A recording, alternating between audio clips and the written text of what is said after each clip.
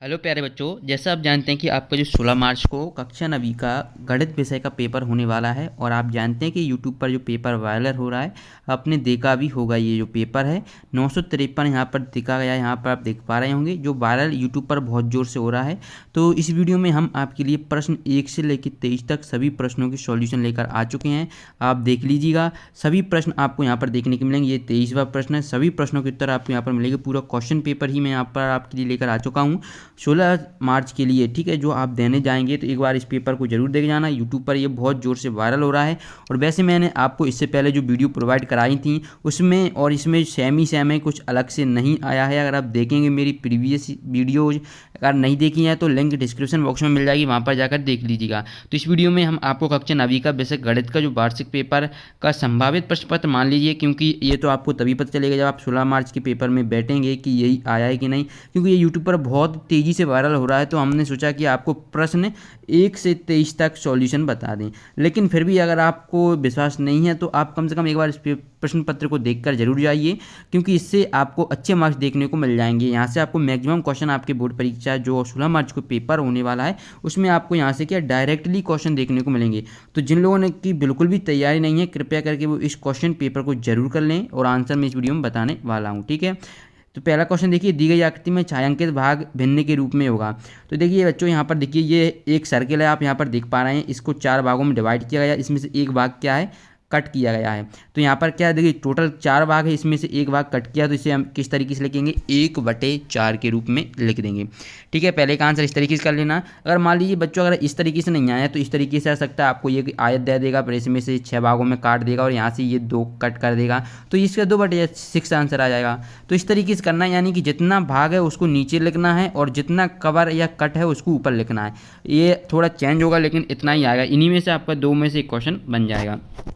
इसके बाद देखिए नेक्स्ट, कि निम्नलिखित में से कौन सी संख्या अपरिमेय है। और ठीक है, तो आप जानते होंगे अपरिमेय संख्या क्या होती है और परिमेय संख्या क्या होती है।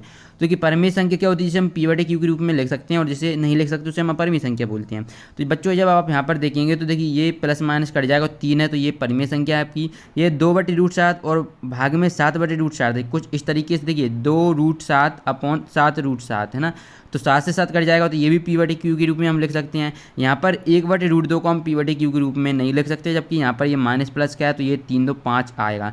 तो ये ऑप्शन सी आपका बिल्कुल सही रहेगा, ठीक है। अगले प्रश्न को बढ़ते हैं। शून्य बहुपद की घात होती है, तो मैंने आपको बताया था शून्य बहुपद की घात या फिर एक रैखिक बहुपद की घात कितनी होती है, द्विघात बहुपद की घात कितनी होती है, ये पूछा जाता है। तो मैं आपको यहाँ पर वो भी कवर करवा देता हूँ, क्योंकि अगर मान लीजिए ये नहीं आया तो वो जरूर आएगा। शून्य बहुपद की घात परिभाषित नहीं है, ठीक है। रैखिक बहुपद की घात पूछेगा तो आप क्या लिखेंगे, 1 होती है। द्विघात बहुपद की घात पूछेगा तो कितनी लिखेंगे, 2 लिखेंगे। और त्रिघात बहुपद की घात पूछेंगे 3 लिखेंगे, ठीक है। इतना कर लेंगे तो आपको यहाँ से एक अंक 100% देखने को मिल जाएगा, ठीक है। चलिए अगले क्वेश्चन की ओर बढ़ते हैं, कि बिंदु -2 -3 किस चतुर्थांश में स्थित है। अगर आपको चतुर्थांश के बारे में फुल नॉलेज है कि इसमें सभी जो प्लस प्लस के रहते हैं, इसमें फिर क्या होता है कि माइनस प्लस रहता है, इसमें माइनस माइनस रहता है और इसमें प्लस माइनस रहता है। अगर इसकी नॉलेज है तो आप किसी भी बिंदु का निर्धारण कर सकते हैं। अगर यहाँ पर चेंजेस भी आएगा तो आप कर देंगे, क्योंकि यहाँ पर दोनों ही माइनस माइनस के हैं और यहाँ पर माइनस माइनस आता है। तो ये देखिए पहला क्वाड्रेंट, दूसरा क्वाड्रेंट और थर्ड क्वाड्रेंट, यानी कि तृतीय चतुर्थांश। तो ये आपका तृतीय चतुर्थांश आंसर हो जाएगा। अगर यहाँ पर 2, -3 देते तो यहाँ पर पहला प्लस का है और ये देखिए ये प्लस का है, दूसरा माइनस का है, ये यहाँ पर दूसरा, तो ये चौथे चतुर्थांश में आ जाएगा। संख्या चेंज होगी तो आप कर लेंगे अगर आपको नॉलेज है तो। चलिए अगले क्वेश्चन की ओर बढ़ते हैं। ax + by + c के रूप के समीकरण को कहते हैं, तो हम क्या कहते हैं, तो 2 चरों वाला रैखिक समीकरण कहते हैं इसको, ठीक है। तो जो यहाँ पर आप देख पा रहे हैं एक्स और वाई 2 चर हैं, जबकि सी के एक कांस्टेंट है, तो यहाँ पर 2 चरों वाला रैखिक समीकरण बोलते हैं। इस तरीके से आप इसका आंसर लिख दीजिएगा। चलिए यहाँ पर अगला प्रश्न देखते हैं। रिक्त स्थानों की पूर्ति करना है। यहाँ पर 7 आपके ऑब्जेक्टिव पूछे जाएंगे खाली स्थान में। 3/5 में 1/5 को घटाने पर प्राप्त होगा, तो ये कितना प्राप्त होगा। ये आपका 3/5 है, 3/5 में से 1/5 घटाएंगे तो कितना आएगा, 2/5 प्राप्त होगा। तो यहाँ पर बच्चों आपको क्या लिख देना है, 2/5 आपका आंसर हो जाएगा। अगले प्रश्न की देखते हैं। एक मोटरसाइकिल की कीमत साइकिल की कीमत से 10 गुनी है। यदि मोटरसाइकिल की कीमत 60,000 रुपये है तो साइकिल की कीमत कितनी होगी, तो ये कितनी होगी, 6,000 रुपये होगी, क्योंकि वो किससे इससे 10 गुनी है। जब हम इसमें 10 इंटू करेंगे तो यही आपकी वैल्यू आ जाएगी। अगले क्वेश्चन की बढ़ते हैं।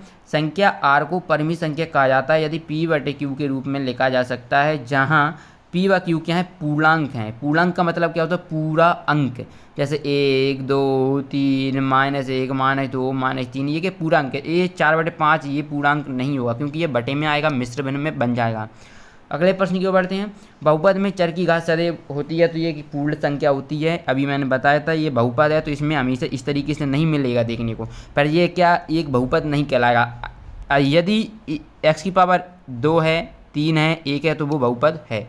निर्देशांक तल में x अक्ष और y अक्ष के प्रतिच्छेद बिंदु क्या कहते हैं, मूल बिंदु कहते हैं। और 100% यहाँ से पूछे जाते हैं मूल बिंदु के निर्देशांक कितने होते हैं, तो 0,0 होते हैं। अगला प्रश्न देख लीजिए कि दो चरों वाले रैखिक समीकरण का हल एक होता है तो ये एक सरल रेखा होता है। जब दो किरणें एक ही अंत बिंदु से प्रारंभ होती हैं तो वो कोण बनता है। तो क्या बनता है, कोण बनता है। इस तरीके से आपको ये वाला प्रश्न कर देना है। इसी से आपके यहाँ से क्वेश्चन पूछे जाएंगे, जल्दी से पढ़ लीजिएगा। ये मैंने पहले भी बता दिया था, फिर भी बता देता हूँ।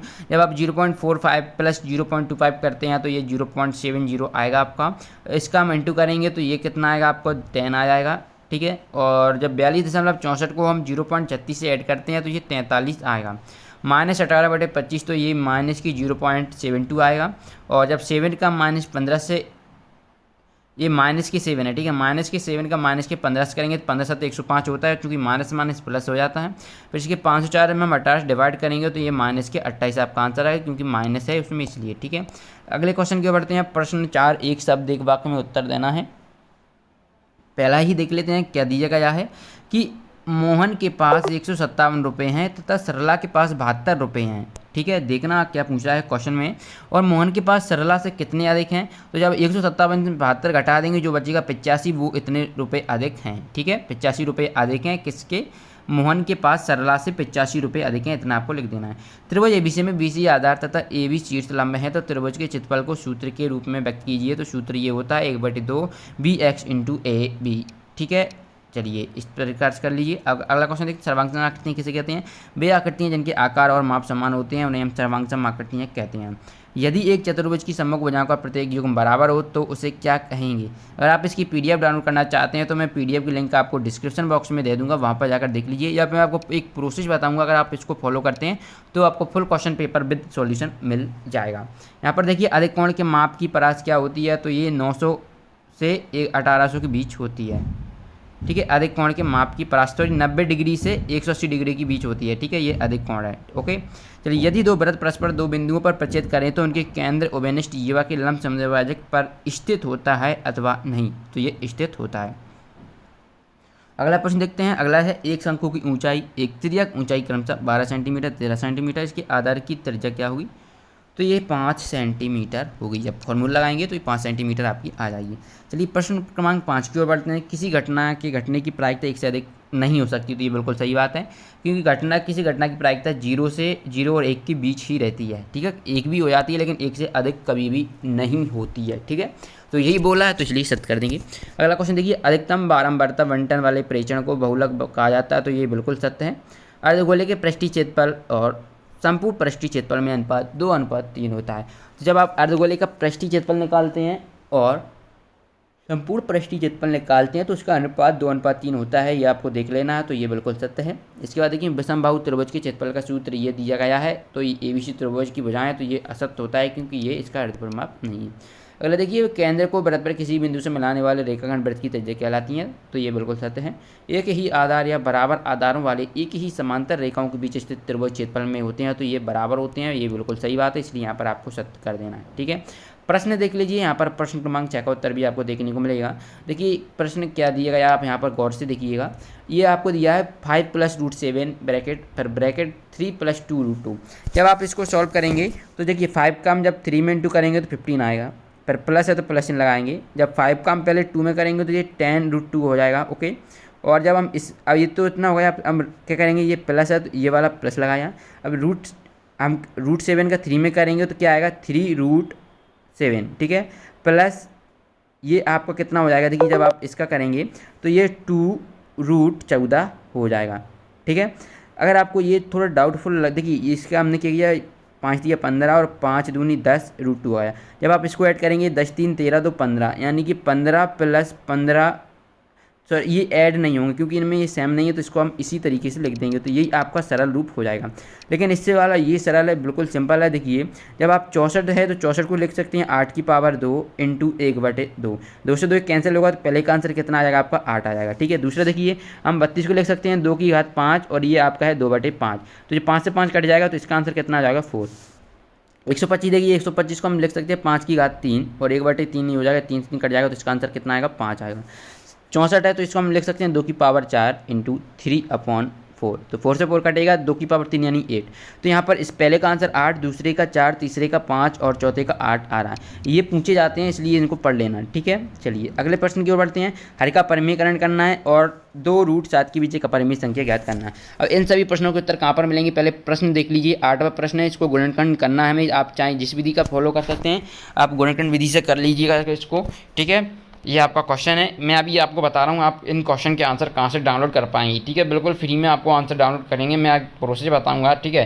पहले क्वेश्चन देख लीजिए, ये 12 क्वेश्चन 13वां क्वेश्चन है ये आपका, ठीक है। 12 क्वेश्चन 13वां क्वेश्चन है, 14वां क्वेश्चन है, आप यहाँ पर देख पा रहे होंगे। ये आपका नेक्स्ट क्वेश्चन है, ये 15वां क्वेश्चन है, ठीक है। सभी क्वेश्चन देख लीजिएगा एक बार जरूर, पेपर में जाने से पहले आप इन क्वेश्चन को जरूर पढ़ जाएं।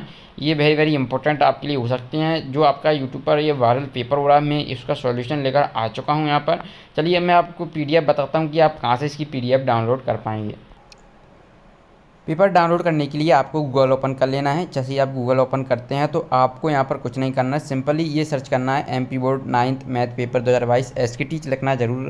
यहाँ पर लास्ट में अगर आप SK लिखेंगे तभी आपको PDF मिलेगी।